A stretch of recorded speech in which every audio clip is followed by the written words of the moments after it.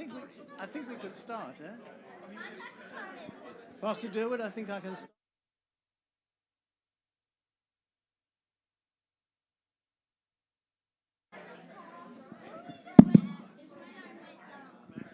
Good morning, everybody. Well, it's good afternoon.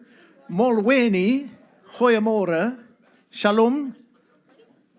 Hello, are you there? I know the food is good. Wow, I'm really treated today to some lovely food. So thank you to all the ladies who did the food. I think 99% of you were at either of the services. So for me, it's a real delight to be here with you this morning or this afternoon and to spend some time with you.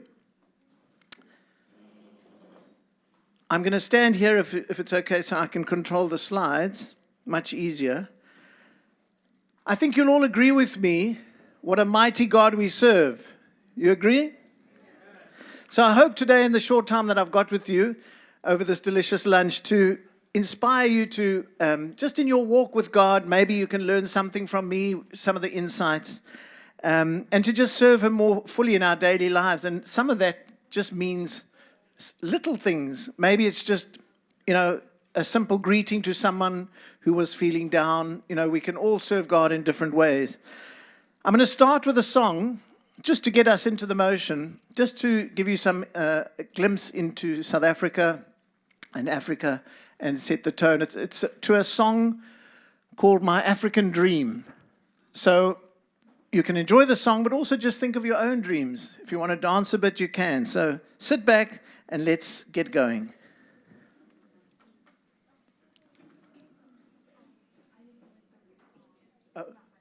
Oh, okay. It's supposed to go straight into as the slide comes up. Yeah, we don't use PowerPoint. We're using a different thing. Oh, okay. Okay. Just a minute.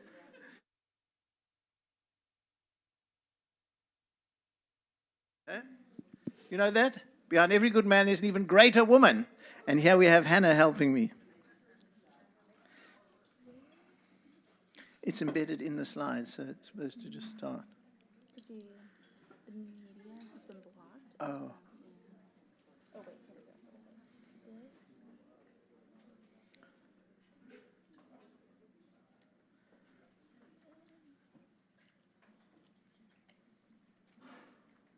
Is it just this slide that has the music? Yeah.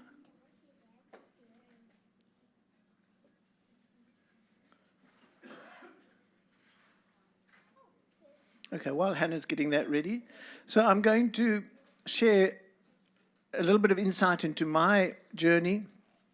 This word Ubuntu, as Christians, it resonates so much with us of just little practical ways of how we can practice Ubuntu. Then I'm going to go into, as a banker after 26 years, making that leap. And then more about the Amy Foundation and the Amy Beale story. I'm going to show you a powerful documentary. And so hopefully it's just a lot of life lessons and some enjoyment into this African philosophy for a universal concept that we can all go out and practice. You winning?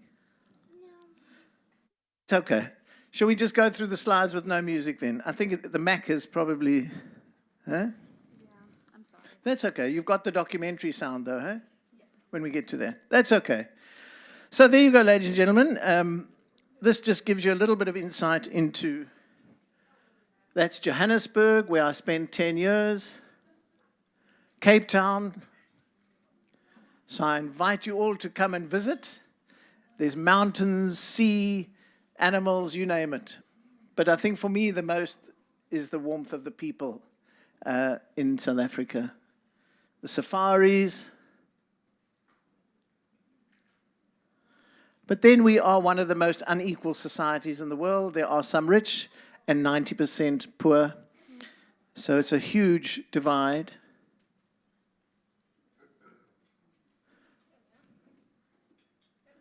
And this is the work that Amy Foundation does. 90% of the black population are living in townships. Not an easy life, but there's so much warmth.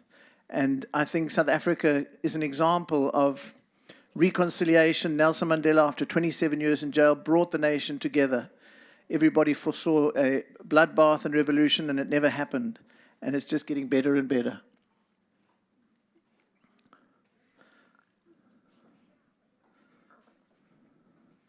That's our hospitality program, which we'll see some more of. But I'll just go quickly because the music is not there. So, early on in my life, I learned, if it's to be, then it's up to me and God. Right from a young boy at the Methodist Church Sunday school, I learned I must get out there and make it happen, but walk that journey closely with God, because nothing happens without that. I learned also very early on to learn from role models. All throughout my career as a banker, I tried to identify role models, learn from them, but then I tried to be a role model as well. And that's what I do a lot of lecturing at universities, to teach the youngsters that they need to become role models and they must learn from role models. And it really started with my mother. She was born a spina bifida. If you haven't heard of a spina bifida, Julie, have you heard of it? It's a hole in the spine, and 95% of babies die at birth, or they're disabled. And the doctor said to my mother, to my grandmother, she will not survive the age of 7.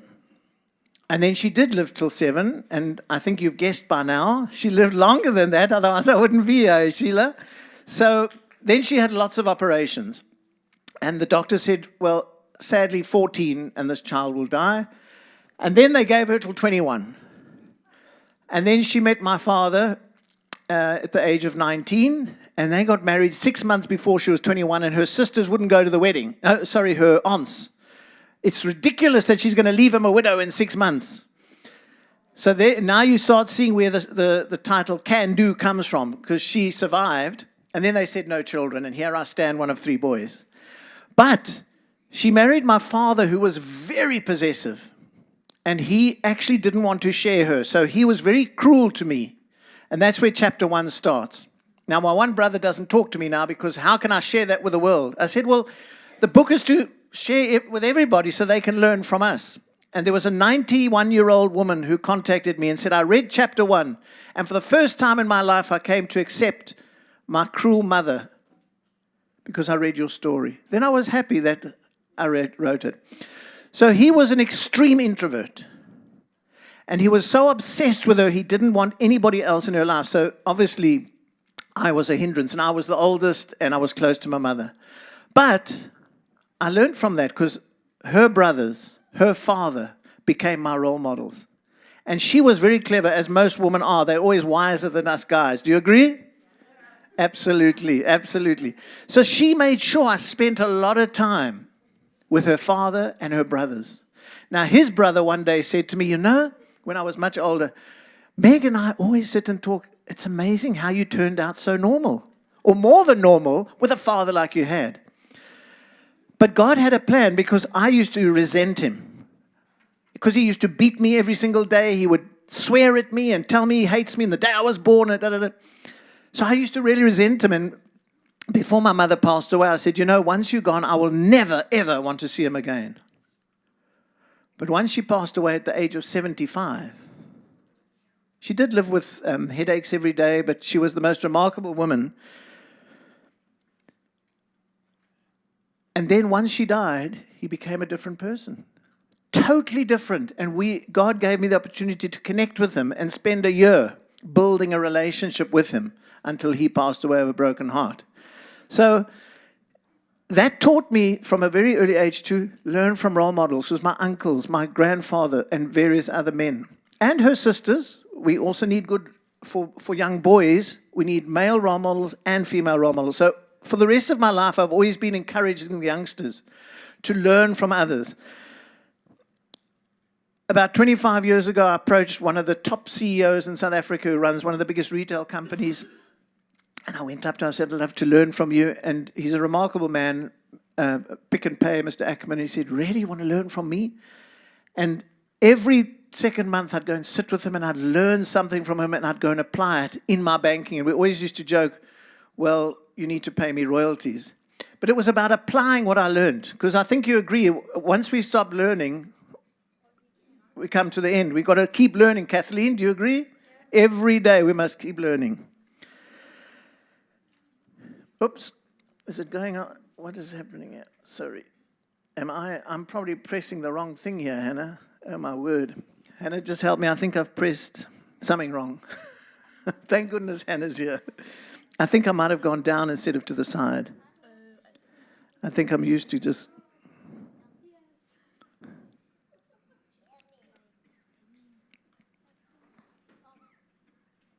There you go. We are further down. So there were many role models for me, but Archbishop Desmond Tutu was one of the best for me. Because as head of the Anglican Church, I also approached him about 25 years ago, and I said, well, at that time it was your Archbishop, eventually it became Arch. And he taught me, even whether you were Buddhist, Muslim, Hindu, if you came to have a meeting with him, he said a prayer. And he would sit on the fence. He would encourage others, because he was trying to show that you can be like Jesus, that you walk amongst anybody. And I learned so much from that. And for the rest of my life, I would always mix with Muslims, Jews, whoever they were, and really just try and show the Christ that I serve, so that they want to know our God. And I'll share a little bit more, little ways of doing that.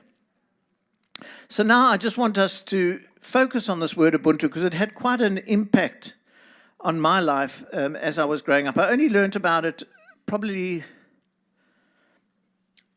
about 30 years ago. And it had quite an impact on me in terms of just values and principles that you can live your life by as a Christian.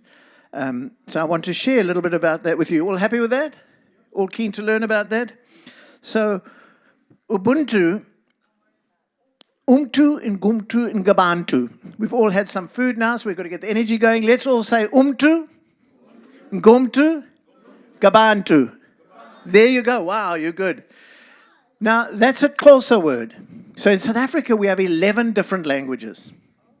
11 different languages. English, Afrikaans, which came from, English obviously came from the British, Afrikaans from the Dutch, and the Belgians, actually. And then we have 9 black languages. Xhosa, Zulu, Pedi, Tswana, and so on. So I started learning Xhosa myself about 30 years ago, because obviously growing up we were not taught that. Apartheid meant we kept everybody apart.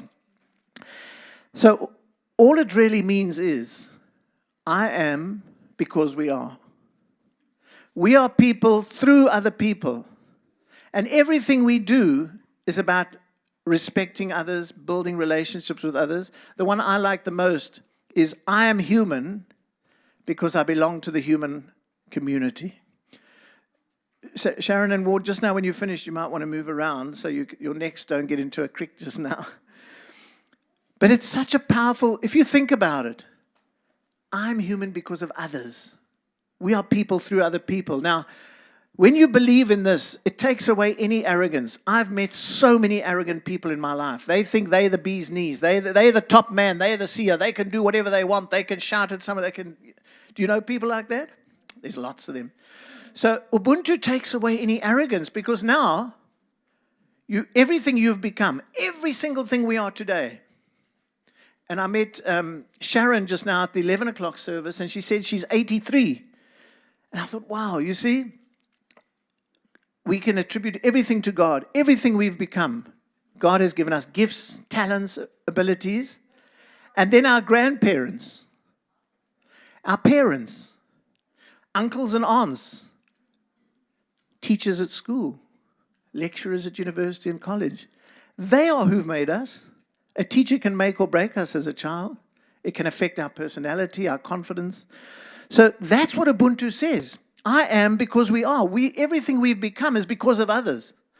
So how can you ever be arrogant? You've got to be grateful for everybody around you, building relationships. There's an expression in Xhosa, and which signifies Ubuntu. Your pain is my pain. Your wealth is my wealth. Your salvation is my salvation. So when somebody has become saved, then we feel better. So it's about making sure that others are well. So when you greet somebody, how are you doing? Well, I'm well if you're well. How did you sleep? Well, I slept well if you slept well. You see, you always want to know, how does the other person feel? It's not about me. It's about, what's it about? We. And that's the problem in a lot of businesses. Everything is about me, me, me. So Ubuntu says it's about we. An African word for universal concept. Nelson Mandela was the epitome of Ubuntu. 27 years in jail, no bitterness, no anger.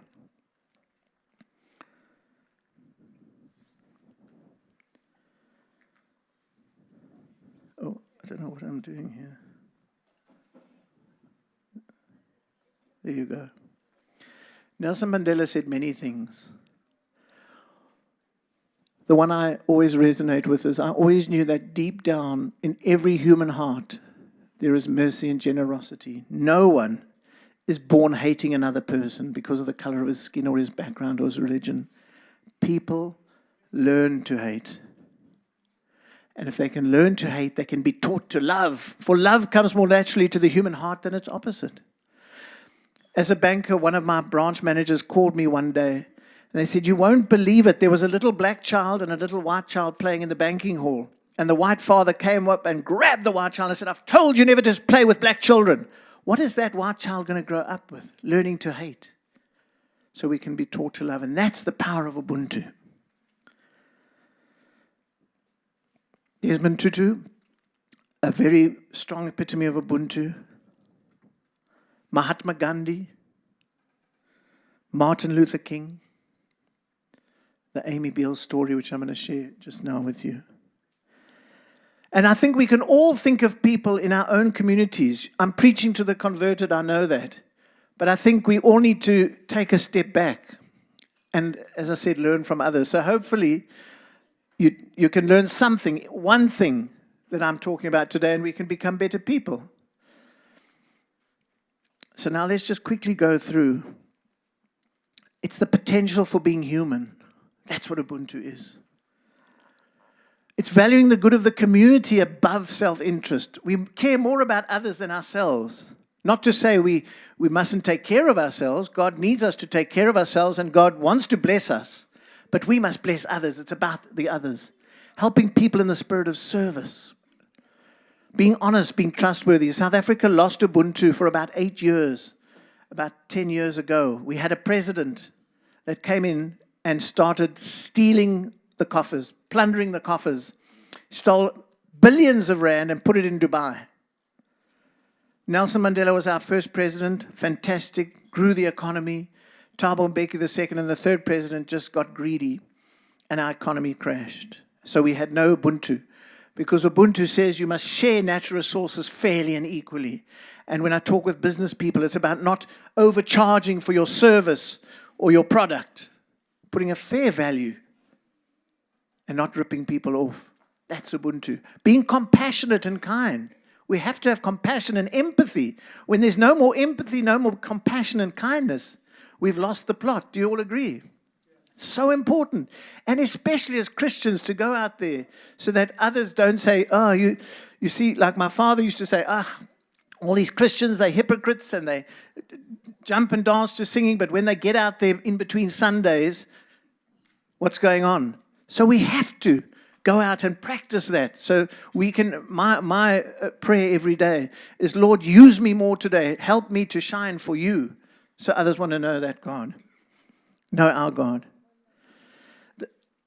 Caring for others' well-being. We must be conscious of how are others feeling. You know, I make a concerted effort to remember names purely because 99% of people, when you meet them, they've got so much going on in their mind and their world that they don't listen to the name and they forget it within a split second. A few people have asked me, what's the trick? Cindy asked me, what's the trick? There's no trick. It's just making the effort to remember names. I made that conscious decision long ago. I used to walk into my branches and I'd try and remember the tea lady and the teller, not just the manager. Many times, because I had quite a lot of staff in all my different branches, I'd say to the manager, come walk with me as I'm walking towards someone. Quickly, what's their name? And then they couldn't believe that somebody from head office had remembered their name. And that's simple things that all it takes. Especially listening to the tone of a voice when you say, how are you? I've stopped saying I'm fine, because in South Africa, it's the norm. Everyone, how are you? Fine, fine. So nobody's really listening. So I just now, when somebody says, how are you? I say, too blessed to be stressed. And I pray the same for you. Oh, and the person stops. They actually stop. Oh, I've never, okay. So now even some of my staff and my friends are starting to do this. And I encourage you. Just start. Next time if somebody says, how are you? Say, I'm too blessed to be stressed, and I pray the same for you. So little things like that, but especially to listen to the tone of the reply. I walk around my office every morning before my first meeting, Trevor, and I talk to each staff member, just for like a split second. Lauren, how are you this morning? How was your evening? And I learn so much. Oh, well, I didn't have a good night. Or many times they'll say, I'm fine. And I'll say, hang on, Nomtandazo, you're not really fine. I can hear in the tone of your voice. Because when you can hear in the tone of voice if they're not that joyful self. And I don't have too long to stop and solve the problem. But I'll say, is it something we can help with? What about HR? Can they help? Is it solvable? Yeah. And it makes such a difference to listen to that tone of voice. So that's just some little things I've tried to pick up over the years. Mutual support. Relationships with others, ladies and gentlemen, are so important. Juan, you can't leave, eh? Juan? Okay, you're coming back. Good. Maria, we're just checking, eh? So I met someone who was born in the Dominican Republic today, Juan. So I'm adding Dominican Republic to my list of must-dos one day. Maria's looking down there. Relationship with others are so important. Everything I built up at the bank was through relationships. Prayer, hard work, and building relationships. We turned it around. There's a whole chapter in the book. How did we take the bank from worst performing to top performing? And Sid, thank you so much for helping me with the sales. I appreciate that. Worst to top performing. God was part of that every step of the way. My staff in different branches started praying, and we turned it around. But it was about relationships with customers, relationships with staff, making the staff feel they want to belong here. They wanted to be working here every day. Individual and society well-being is so, so important. Ladies and gentlemen, all it really is a basic respect for others. I have the privilege of often being at a Jewish Shabbat or a Jewish wedding or a Muslim wedding. And many times I'm the only Christian there. Now, there's some people at my church who've said to me, why do you mix with the Jews and the Muslims? What did Jesus do? He mixed with everybody. And I want them to know my God. So I love going to Shabbats and being at Muslim weddings. I've got Hindu friends. I've even got 2 atheist friends. The one says to me, she was quite a senior diplomat. She says, Kevin, I always thought you were such a clever person, but you believe in God. I cannot understand. And I said, but Ida, that's why you're so depressed all the time. You've got no joy in you because you don't know God.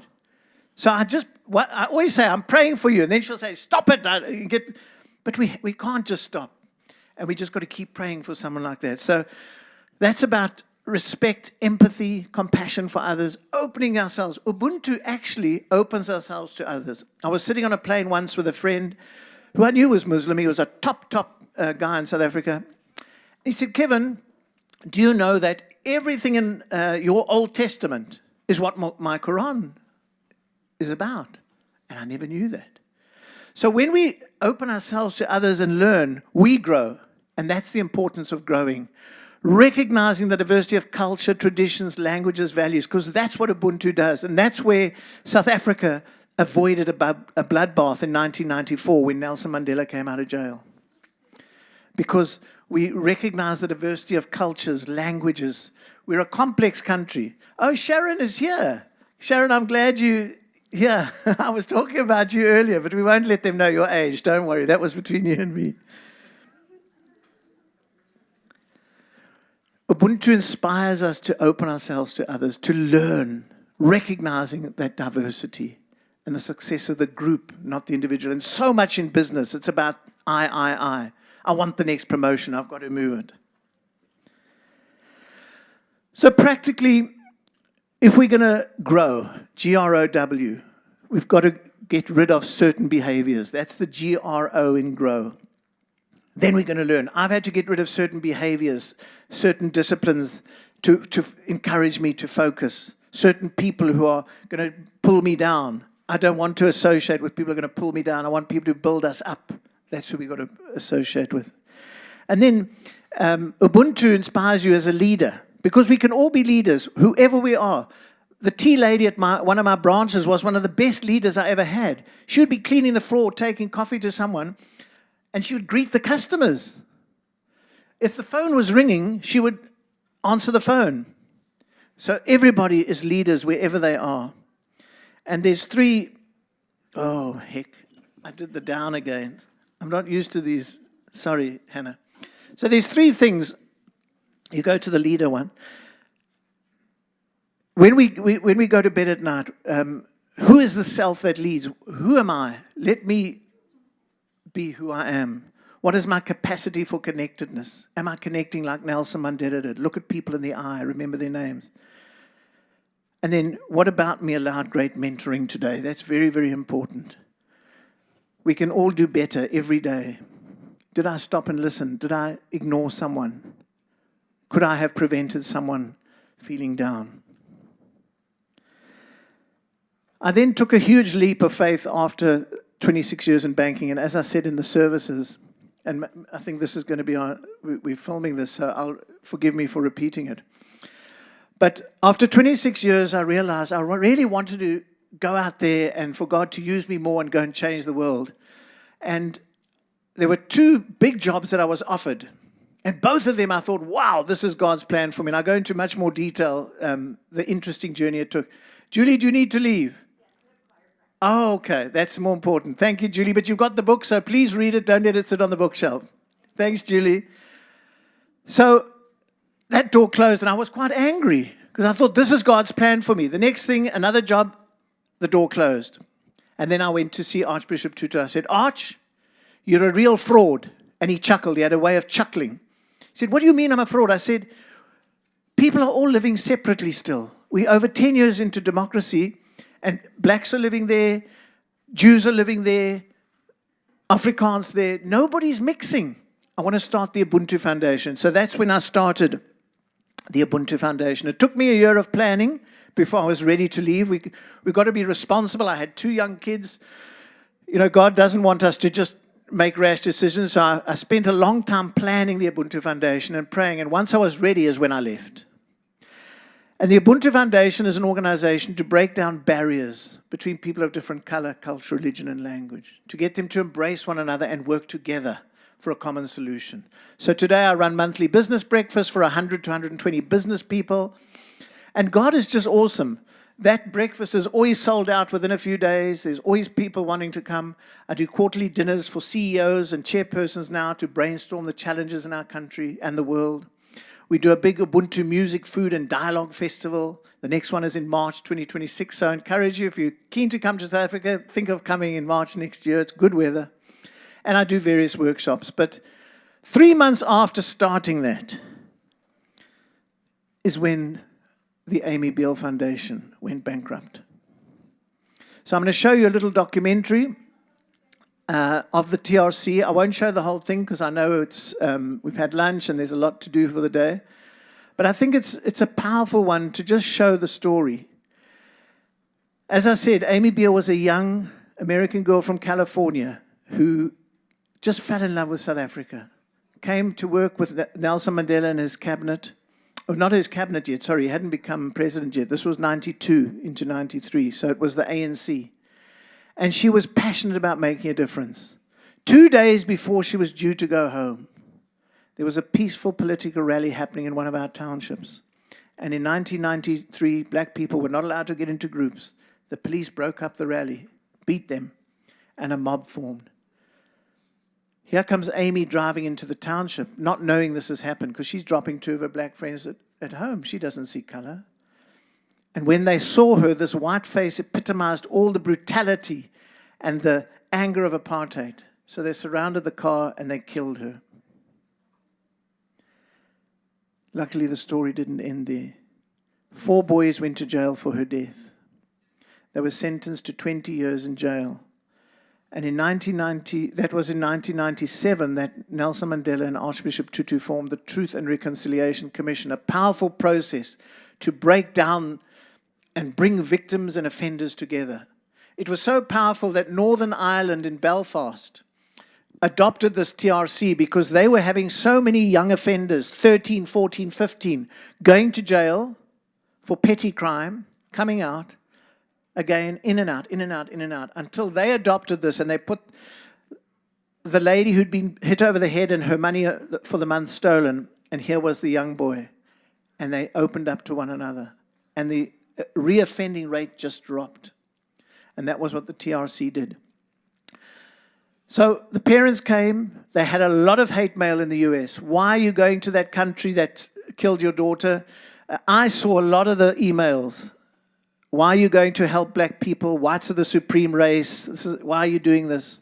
But she came, Peter and Linda.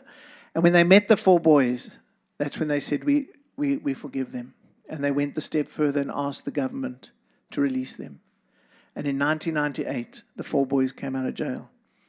2 of those 4 boys were so humbled by this act of forgiveness that they reached out, and 2 of those boys still work for me today. Remarkable young men that the power of forgiveness gave them a second chance. So it's a really powerful story of forgiveness and good that can come out of a terrible situation. So I just want to show you the documentary.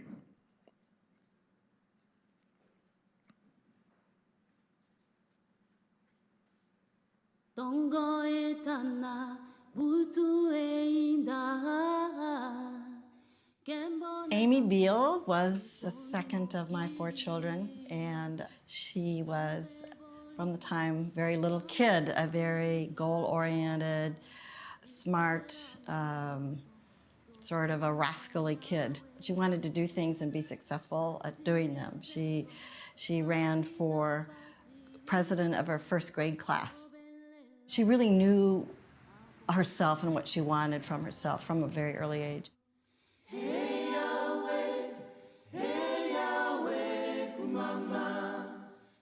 She got very interested in South Africa and its problems, its apartheid issues. And Amy started at Stanford and majored in African studies. And she got very interested in women's rights in these emerging democracies. So she applied for a Fulbright grant, which is a U.S. State Department grant, and received it. And it was basically on women's role in the transformation here in South Africa. When Amy was here as a Fulbright scholar, she had opportunities to meet, people that were later in the government, part of the government, and yet she loved the grassroots people. She was intellectually and academically driven, a great believer in the best education possible. But she also had a very love of life side to her.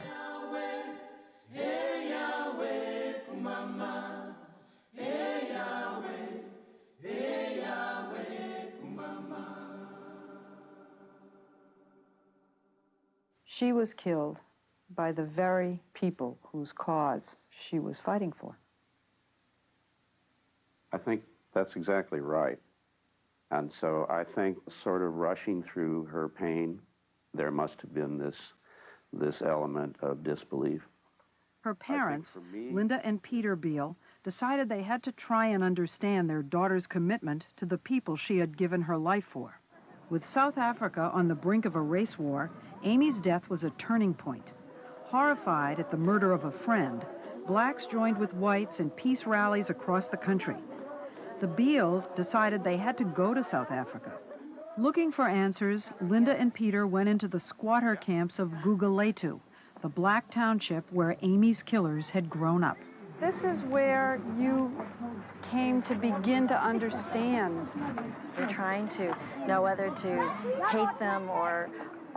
I just felt this void, I really didn't know what I felt about them. And so when I was able to come out into their environment, then I knew, okay, there was some logic to it. I can understand how if you were a youth living in these conditions, you could be stirred up and you could become violent. I think I can understand that. Not only do they understand, they spend much of their time right here in Guguletu, passing the very spot where their daughter was killed. You drive by that spot all the time. Yeah, all the time. I think she'd like it. I think she'd be glad to know that she'd be happy. we have the inner capacity to do that, you know, the inner strength to do that. If we had never come back here, if we hadn't done something to carry on for her, I think she would be very, very disappointed in us. After the 4 young men who killed Amy were convicted and sentenced to 18 years in prison, they applied for amnesty to Archbishop Tutu's Truth and Reconciliation Commission. The Beals, who attended the hearing, could have objected, but they didn't. If you accept and support the process, as Amy did and as we do, then you must accept the results. You can't say, I support the process, but oh my God, don't think about giving these guys amnesty for our daughter's case. You know, come on. You can't do that. The killers were pardoned and released from prison after serving only 4 years. We absolutely accept the outcome. No questions asked. I'm compelled to ask because I don't understand. I know I would be angry. Do you have to fight off anger? Or it just isn't there? No. No, it's a void. And then I think it's important then to fill that void with understanding. Archbishop Tutu says the Beals have what South Africans call Ubuntu. I say, Ubuntu. That person has the essence of humanity. Ubuntu speaks of generosity, of warmth, of hospitality, of compassion, of caring. The Beals know that with their resources, they can only hope to chip away at the problems facing South Africa. But that's okay, they say. They have to try. They're just following in the footsteps of their daughter. I feel connected. That worked out well. Thank you, Hannah. So it was a very powerful process. And a very powerful process, and I'm blessed to work with those 2 boys. They are remarkable young men now. They were 18, they're now early 50s. Good fathers in a country that hasn't raised good men.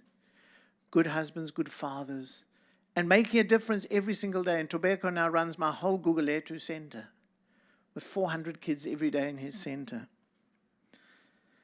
So we walk in the footsteps of Amy all the time. And we teach the youngsters the values that Amy stood for. So let's talk very quickly about the Amy Foundation and the legacy that Amy left us.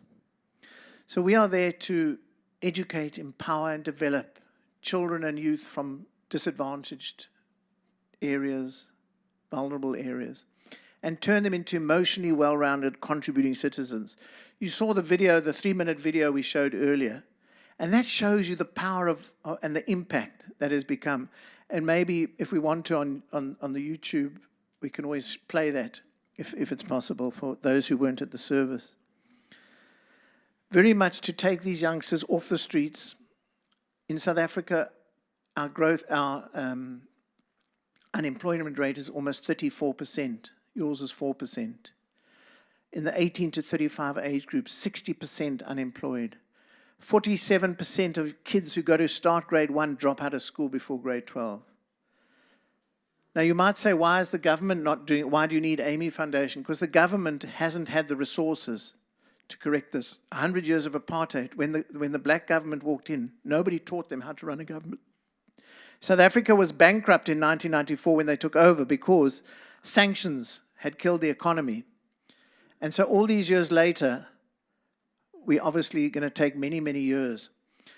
But there's hope in the country, and that's what I want to share with you. There's such hope. When you see on that video this morning, those youngsters that were talking, that's just a small bit of how black South Africans are developing and growing and appreciating what's happening.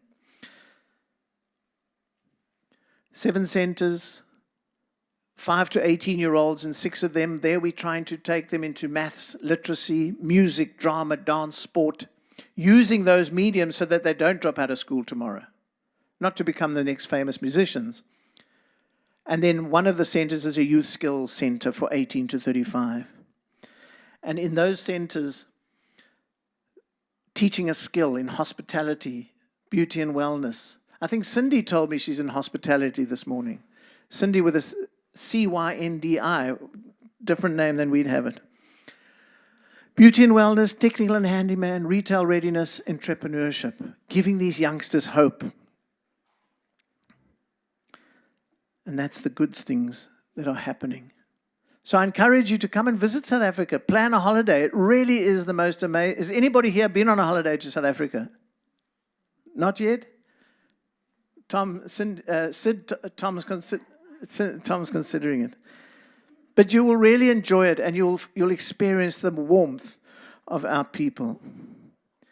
So I'm going to come near the end now, but I just want to show you about making the impossible possible, because we were doing so much good up until 2012, 2013, where we were taking these youngsters, putting them through, making sure they go to school tomorrow, don't get into drugs, into gangs, violence, teens, pregnancy. And it was worrying me that we're doing all this good, but then they all sit unemployed. So it really, and I didn't know how to do it. I said, Lord, we need to start a youth skills program, but I have no resources. It was hard enough raising the money for those centers, kids every day, feeding them, all the teachers I employed, transporting them. But God, when He's part of it, I had convinced our landlord when I took over to stop charging us rent, rates, electricity. So that was a huge saving. 2014, the landlord kicks us out. They need that floor for themselves. Everybody said, Kevin, just close it down. You're never going to, you've done your bit. Focus on Ubuntu Foundation, close Amy Foundation down. How could we do that? And I've never prayed so hard. I said, Lord, I don't understand this. And then I suddenly had a vision to go and buy an old dilapidated house somewhere and make that our headquarters and use some of the rooms to make classrooms. And that's what happened. It's much longer than that. There's a whole chapter on it. And we found an old dilapidated building. That's what it looked like. The vagrants were living there. The roof had collapsed. People thought I'd lost my mind. But you know, when you walk with God, nothing is impossible. Philippians, I can do all things through Christ who strengthens me.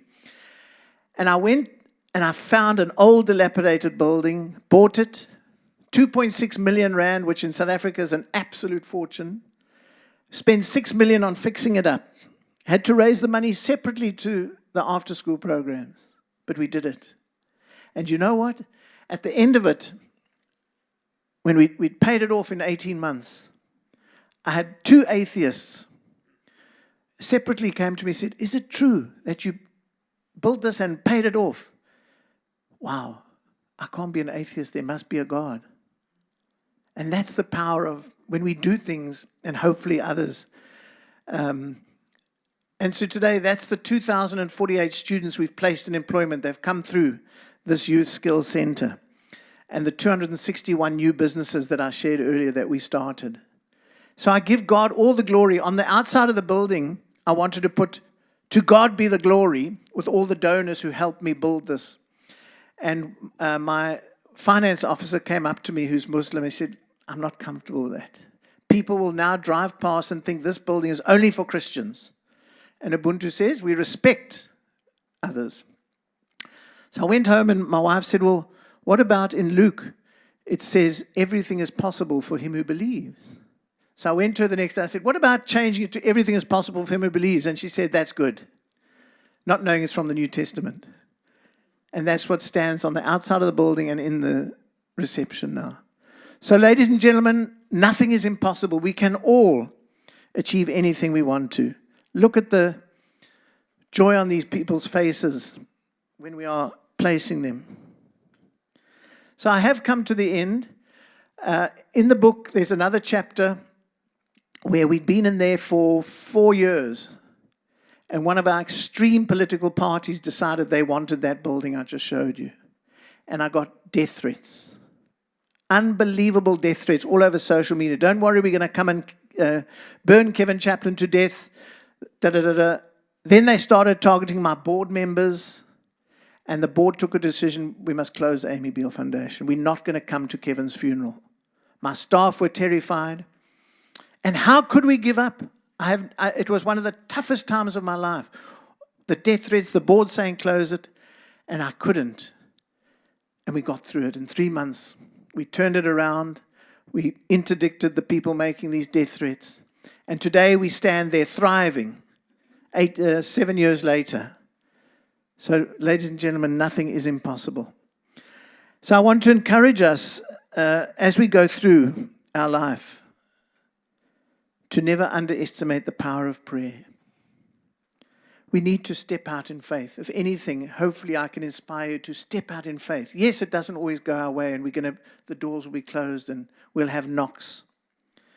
And also that we cannot pray and sit back and wait. We must get out there so God can bless us. I always talk about the 3 T's. What are we doing with our treasure? Not always about money, but ourselves, giving of ourselves. What are we giving with our time? Are we spending our time wisely, efficiently? What should we be doing with our time? Praying more, reflecting more. And the other one is, what are we doing with our talents? God has given us talents. Are we using them? And some of them are little ways. Smiling at someone. I smile at strangers all the time. Even my little grandson the other day said, no, why do you always smile at people you don't know? I said, well, maybe they were feeling depressed. Maybe I brightened up their day. Sometimes I even just wave at a stranger driving past and they smile and, we can in little ways. My wife always says to my daughters, look at your father. Whenever we're at church, he hugs all the ladies at the end. I said, but I do it in front of you. And the ladies, they could be lonely, some of them. They're widows. So we can do little things. And that's the talents we can use. Using our time, our talents, and our treasure. Sometimes, ladies and gentlemen, we are the only Bible people will ever read. Think about it. The way we behave and act, do we put our middle finger up in the traffic or or swear? And we are the only Bible some people will ever read. Be bold for the Lord in the little ways, some of them I've shared. And sometimes it's not easy in business. I've had to be very careful in the workplace as a banker. But I would do it in little ways. I'd say grace.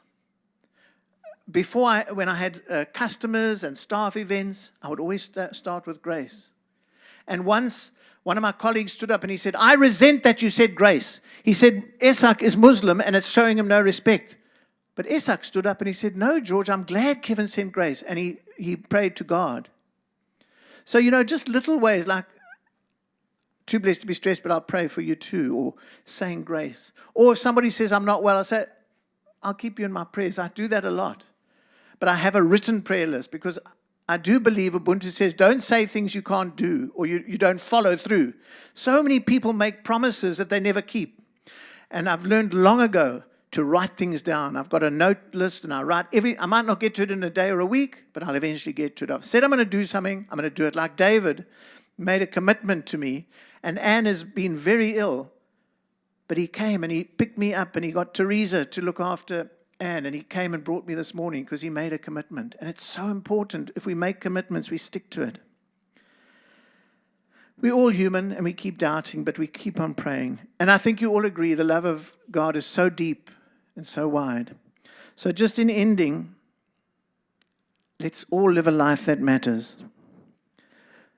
Ready or not, it's all going to come to an end one day. There's going to be no more sunrises, minutes, hours, or days. All the things we collected, whether treasured or forgotten, are going to pass to someone else. Our wealth, fame, and power, temporal power will shrivel to irrelevance.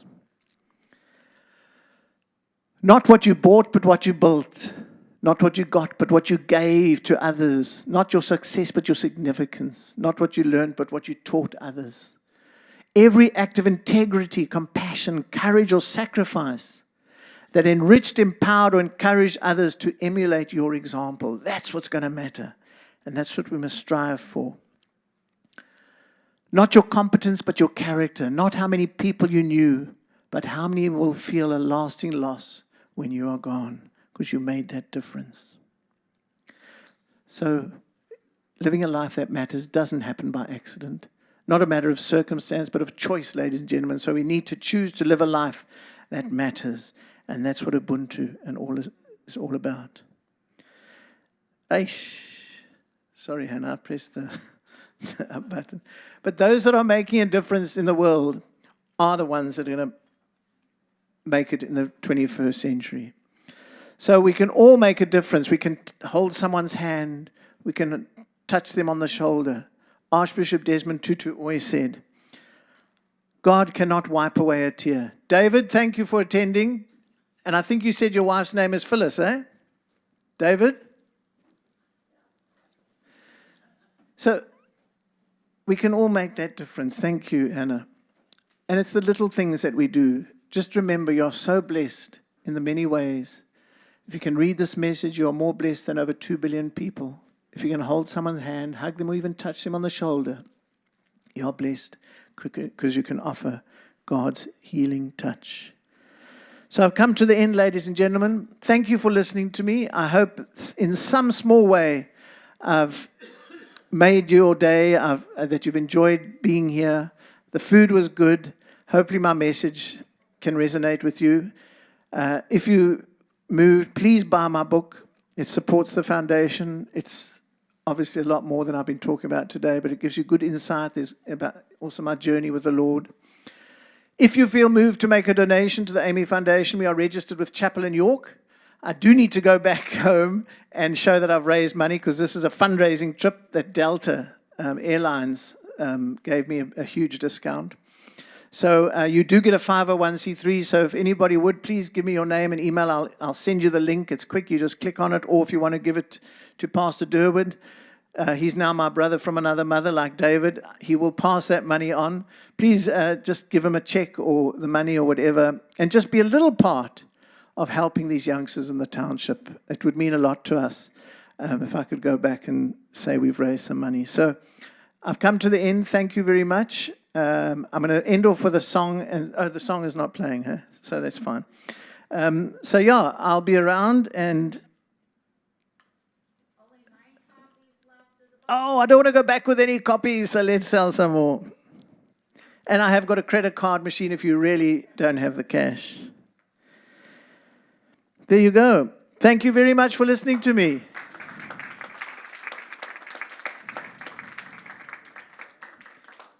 There you go.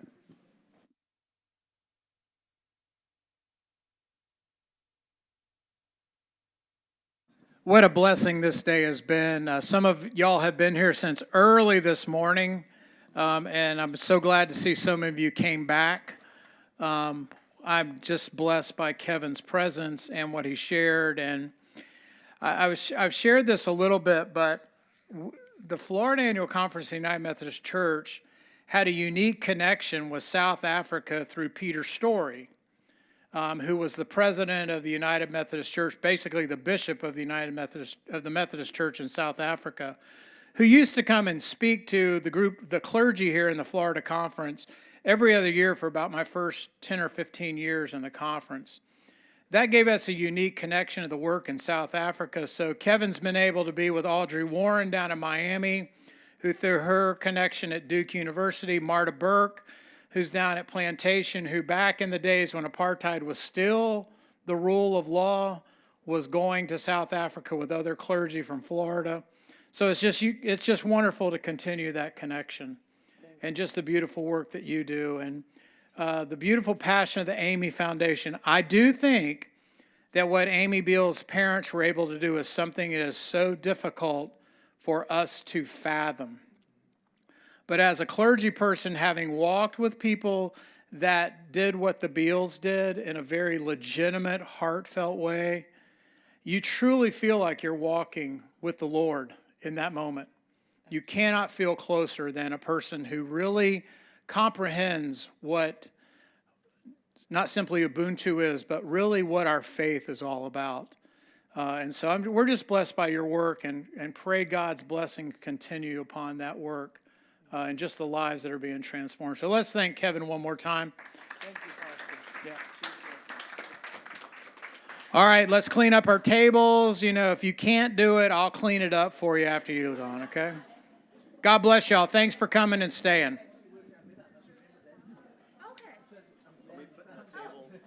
I don't know. Thank you, Trevor. Thank you.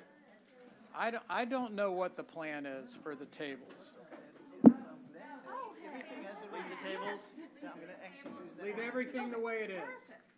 Except for the trash. Except for the trash. So I'll push this back up front.